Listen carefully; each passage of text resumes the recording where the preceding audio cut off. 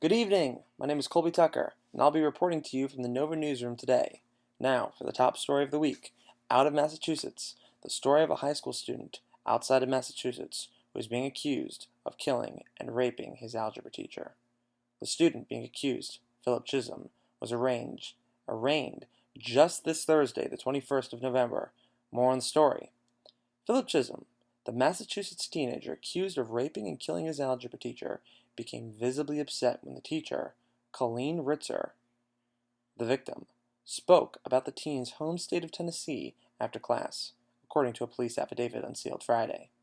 A ninth-grade student told investigators that she was in class with Chism and Ritzer after her school on the day of the crime. The affidavit said, "She said the teacher and Chism were talking about China, but at some point, Ritzer mentioned the student's home state of Tennessee. Chism became visibly upset," the student said. When Ritzer noticed that Chism was upset, she changed the subject, said the unidentified student, who described Chism as talking to himself.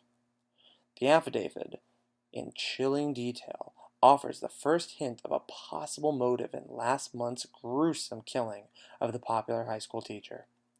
Ritzer, age 24, was allegedly raped with an object and had her throat slashed. A handwritten note found next to her body recently discovered said, "I hate you all."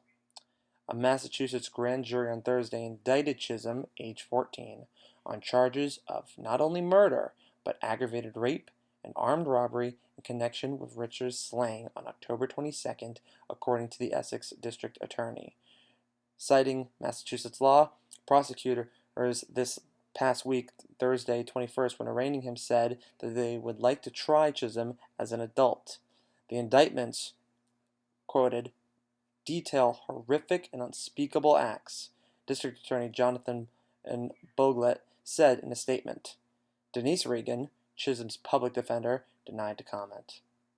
The affidavit includes testimony with eyewitnesses as well as a school video surveillance timeline showing Chism and Ritzer in the same area of the school during the teacher's final moments.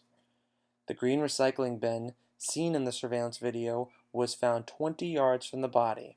She had apparently been raped with an object. Clothing and her other belongings were scattered near the body, along with blood-soaking gloves Chism appeared to be wearing in the video.